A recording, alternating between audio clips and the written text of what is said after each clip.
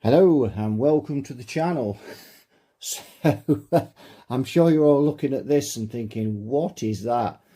This is cheesy. It doesn't get more cheesier than this. This is pure solid state cheese. But yeah, it's different. So this came from the shop. Well, Lee took this in the shop. He just came in a deal with a lot of stuff. And he just says, take that and just have a look at it. So anyway, it was upstairs and on the second floor, and I forgot about it. And then I spotted it the other day, and I was up there, and I thought I must do a video on that. One of the night shift videos, just for a bit of fun.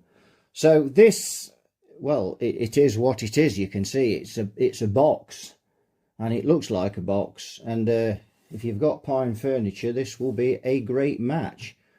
So let's just have a look at some of the stuff we've got. So we've got a couple of inputs, high and low, volume, bass, treble, and this has reverb, so which is deluxe for a cheesy amp. Now, on off switch, pilot light, 1.5 amp fuse. So we've got this basket weave grill cloth, much to like what we have on the Marshall cabs, but this pulls right off. It does, and you can see here. If there we just go in, making sure the camera's in focus because I've stuck it on manual focus there, and you can see this is in need of a bit of TLC, but I'm sure Lee can do that with his stapler. So we've got a speaker here, and that's fine. Nothing wrong with that. Now, I'm not really sure, you can't get the back off of this, so the chassis obviously comes out the front, so does the speaker. So if we want to have a look what type of speaker it's got in it, then we'll have to drop the bolts. So we might have to lie it on its back for that. Let's just put a bit more light on it. There we go. So we're going to plug this in and see if it works. I don't know whether it'll work or not, but we're going to plug it in. And then we're going to take it to base and have a look inside. So I'm sure everybody's itching to know what's inside there. So it says reverb, but I don't hear a tank Hank in there. So, well, before we start, we will need a new plug on it. As you can see on there, that's got smashed at some point. So, but it needs a new one anyway. It doesn't have the insulation on there. But yeah, so we're just going to plug it into the current limiter. So current limiter is on. So are you ready? Let's switch it on and see what we get. And it just come on straight away. And the bulb's not even doing any current limiting whatsoever. But that's fine. Never start solid state amps up on a Variac. You can end up burning the speaker out. I'm not going into the explanation of it because it's just too lengthy, but it's all to do with missing voltages on components, transistors and things. You end up with DC voltage on the speaker, and by the time you've got it up to voltage, you probably have burnt the speaker out, destroyed it. But anyway, that's running and that's just come up fine. Bit of gumption needed on the pots, well, just on the volume pot. Bass and treble are fine. Reverb pot needs some gumption. It's not going to be much of a repair video, that's for sure. There's not that much wrong with it. I'll turn it up.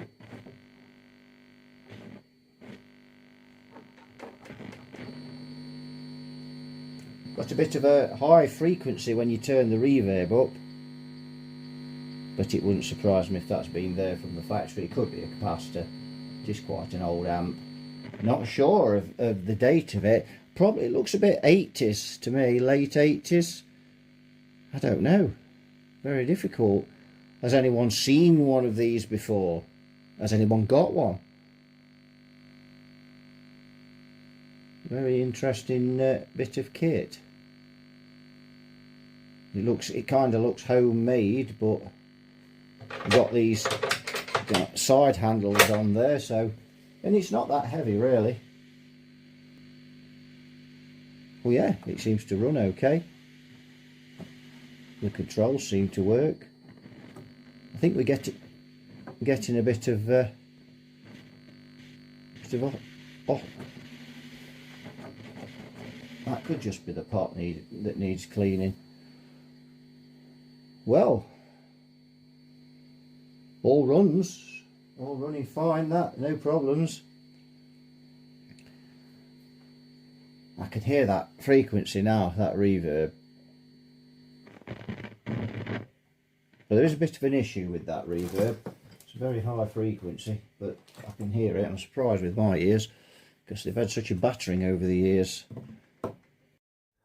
Right, let's have a look at this speaker first of all.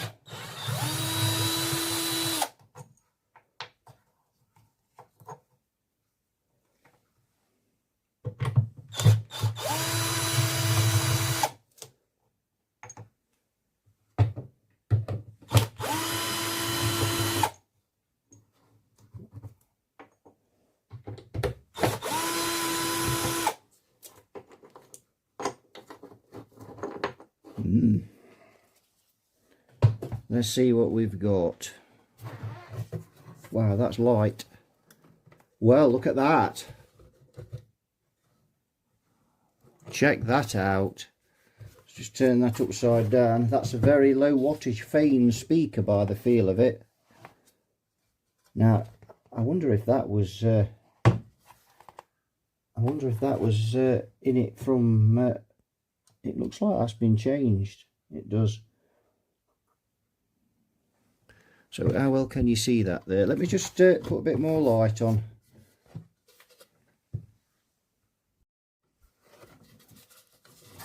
That should be better, a bit better, is it? Yeah, a little better, yeah. So yeah, Fane. Heavy duty, high power, loudspeaker with high efficiency and I'm not even going to try and pronounce that. I'll just go for the ferrite magnet. It's sideways on as it is. Yeah. So that's you either love Fanes or you hate them. Some people love them, but there's no. It's 8 ohms. No, there is there's some codes on it there. I don't know if we can turn it round with the wires. I don't think we can to see that. No, we can't. Yes, this has definitely been in something before. Because as you can see, there's if we look, getting some shattering off it, aren't we? It's getting a bit hard to see, but yeah, you can see that that's got some other wires on there. But yeah, probably worth more than the amp. But there we go. I had a feeling that might be a Fane. Wasn't going to say on camera, but yeah, it is. The white dust cone there. The dust cover. So that's the speaker. So that's that. So let's loosen these off.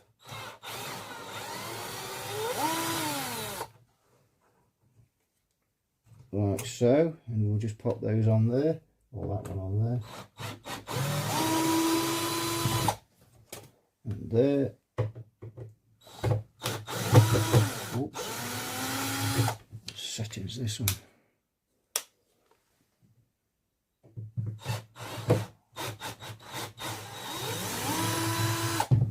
And there we go, so that's got those off. Lift it out. Oh dear. And unfortunately the speaker cable is too short to get this out to have a look at it. Just having a look. So what we're going to do is I'm just going to sit it there like so. We can't even see the damn thing. I don't know. I don't know. So we're going to have to take this off. That's now got caught in there. There we go. I'm going to have to take the speaker out again. Unless I can disconnect those wires there, can I? Just having a look. Mains cable there. can I disconnect them from there? I think I might be able to, you know. Yes, I think I can. Yeah. So just hang fire then. So we'll switch the solder. So we've got the soldering iron on. Let's just put that back protection back on there, that grill again. Because we don't, as I say, I don't want that going through that speaker. And I'll wait for the soldering iron to warm up, and then I'll unsolder those wires off of there. And there's a power cable to pull through, and then we should be able to get that out for a look. Right, so we've got this out, and if we could look down inside of there, that's Pink having a sneeze, and she's also going to use the tray. She's going to leave me a present. So if we look there, you can just about see the reverb tank, which is an Accutronics, made in USA, Accutronics. So the speaker and the reverb tank now, reverb tank's probably worth about £30, speaker's probably worth £50, and the amp's probably worth a fiver, £5. Two N3055 RCAs, couple of on. Let's just go back up and have a look at that. Yes, Pink's leaving me a very nice present in the tray. So we may have to break off for a couple of minutes to, yes, get a poop bag and then a spot of air freshener. Because, yes, I'm not going to put the camera on while she's on the tray, because that wouldn't be fair. That would be invading her privacy. So yeah, Accutronics reverb tank. Vane speaker. We've just got Pink's gone outside now after leaving me that present, but we've cleaned it all up. Two N3055s RCAs, very nice. Driver transistors, got some chips in there, some op amps. And what they'll be, let's get the eyeglass on them. So they're all C741Ps, 1P? 1C, sorry, C741Cs. Bridge rectifier there. Not much to recap this thing either, really. And these, I bet these are ready. Those purple type caps never hold up very well. But there's what we got there. 100 microfarad at 25 volts, 2 of, and what are those? 4.7 at 25, same there, and 47 at 25. Looks like I've got a couple of those. So not a big job to recap this amp, unless there's more stuff on the bottom, but I don't think there is. It does run okay. So this will be the reverb circuit here, and no doubt that op amp will be running it. £808 and 1 penny is how much the transformer cost. Let's just have a look at the ground situation. Riveted on. I don't know, we can see that there. Yeah, the ground's just put on a rivet. That really is budget. That's budget. Well, see what those transistors are.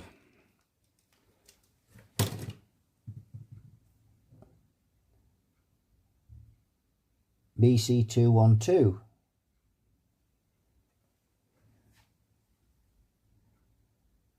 Driver transistors,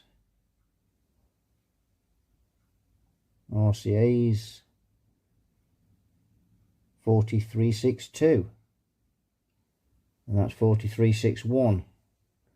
So NPN and PNP then for a guess on there. But an interesting thing. I just thought we'd crack this open just for a bit of, just for a laugh, bit of fun, which we've done. So what I'm going to do now, you know what we're going to do now, we're going to solder that speaker back on, and we're going to plug it in and have a listen. and play some budget guitar through it. I'll say one thing though, this cabinet, it's actually not pine. There's me thinking it was pine. It's plywood. Yeah, just looking on the edges. It's good old-fashioned plywood. But never mind. So we forgot to look at the back, and I've got it all back together now. So model box 1. This equipment must be a serial number.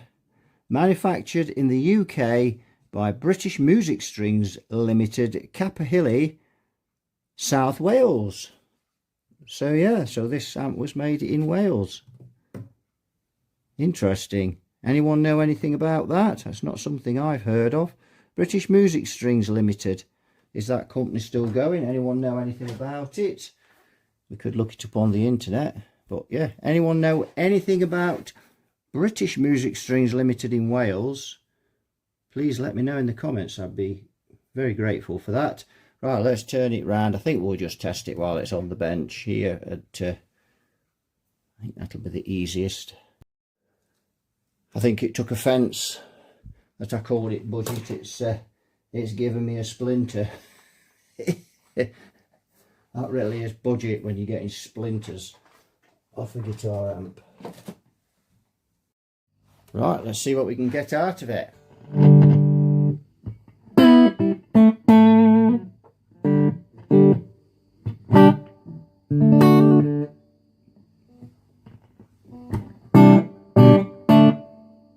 That's a nice reverb.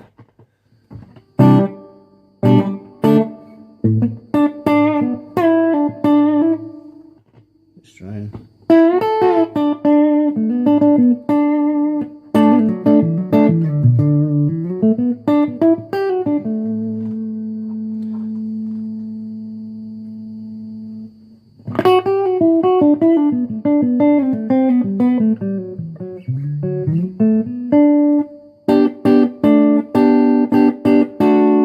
bit of distortion on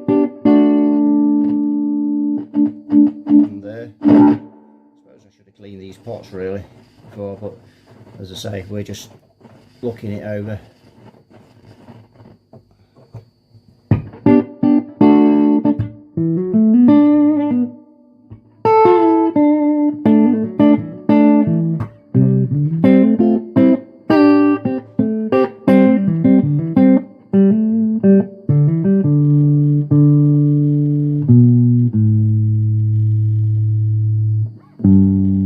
If that dust cover's loose on that speaker. Let's have a look, shall we?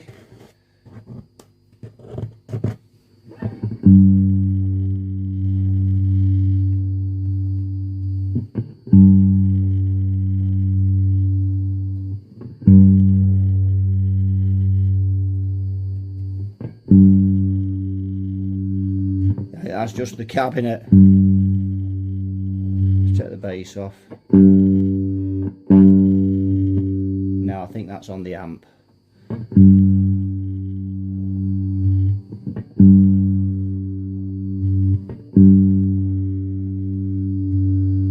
Unless there's something dropped down in the bottom of the speaker there, but the cone feels okay.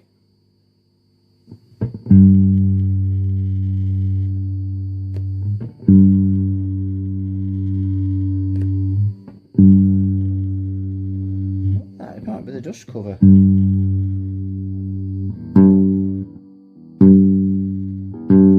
Now I can hear. So it's either something inside that dust cover, or it's something that's fell into the back of the chassis of the speaker there. You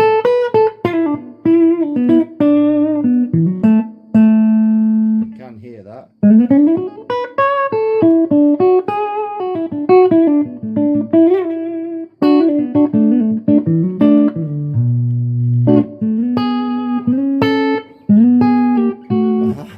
Apart from that vibration, that sounds pretty nice.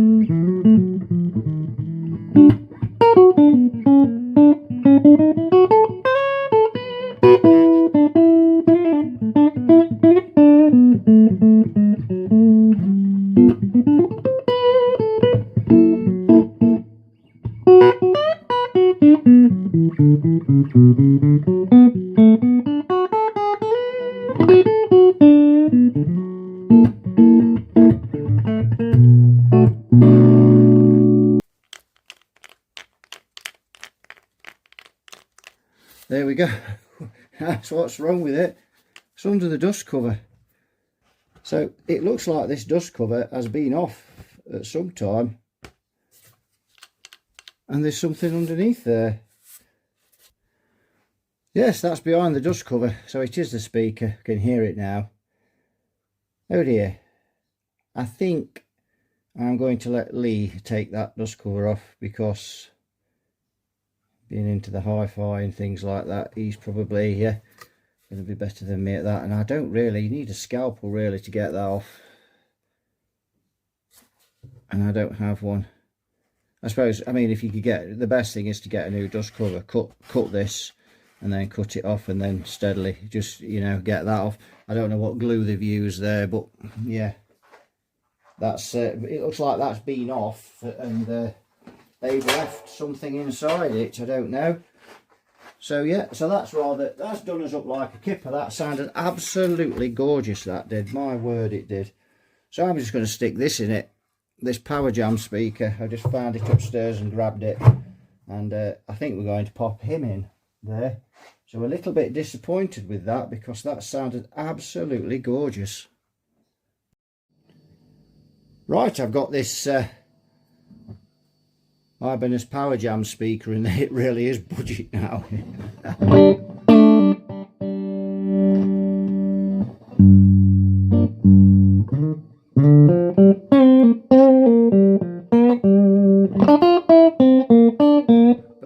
But those Power Jam speakers are really bright, and that's really brought the treble up now.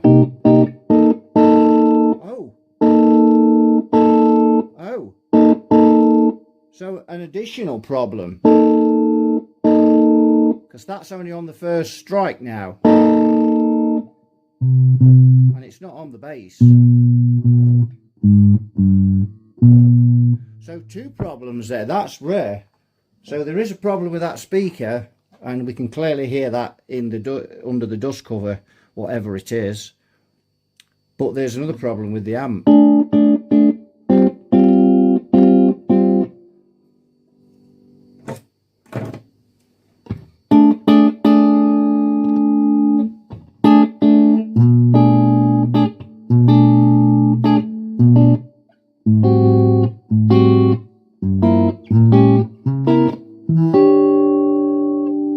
Budget.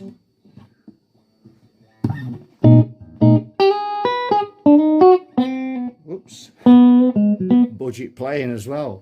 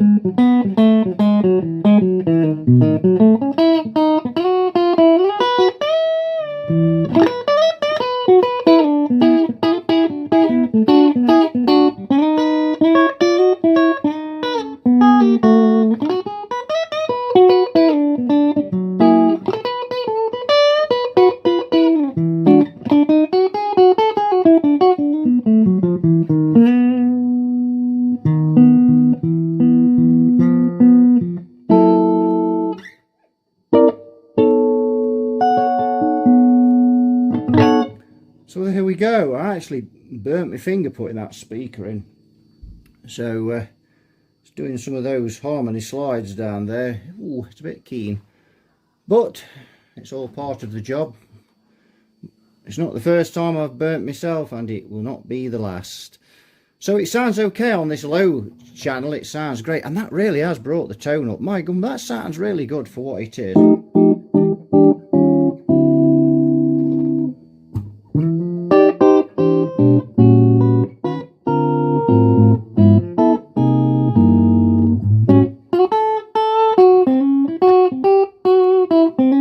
So I think it's probably just pots want cleaning and things that's doing that, you know. We just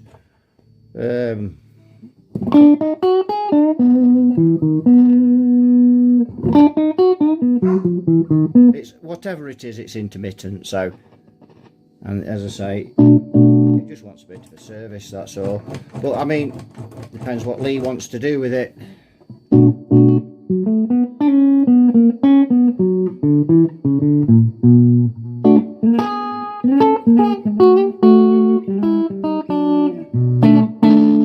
Yeah, so just occasionally it just breaks up there, and it as I say, there's something on it. Just probably the pots just want to clean the sockets, and but there may be some dry joints on it, I don't know. But anyway, that didn't sound all bad, and that speaker has definitely brought, you know, it's brighter, it's brought the trebles up in there. So yeah, well, I don't think we can go much further on this one. I've not done any work to it other than we've experimented with that speaker, and the reason is because we don't know what we're going to do with this yet. You know, most of these amps that come in like this, we have to look at them from a retail point. You know, the money he pays me to fix them up, is it worth it against, you know, what he's going to sell it for? He's running a business after all, so he has to make profit. But that's been a bit of fun, if nothing else, on the night shift. It's just been a bit of fun. Shame about that faint speaker, that really is a shame, but it can be fixed. But probably by someone with a lot more patience than me. I don't fare very well doing speaker repairs and things like those type of repairs. But yeah, I've got an incredible amount of patience when I'm working on circuits. But anyway, enough of that waffling. So there we go, that's the box one. And yeah, if you're into pine furniture, then this might be, you might be looking at this and thinking, yeah, I'd like that. It is actually ply though, and not pine. These are pine on the edges, but in actual fact, somebody spilled something on here, probably Coca-Cola. It's not cool enough to be beer, is it? Not that I drink beer, but still. Yeah, so it's, and you can see where the plies have lifted up there. So yeah, I think that'll do it for this one. So thanks for watching. It's been a strange video, this. And I'll see you all in the next one. You all take care. Bye-bye.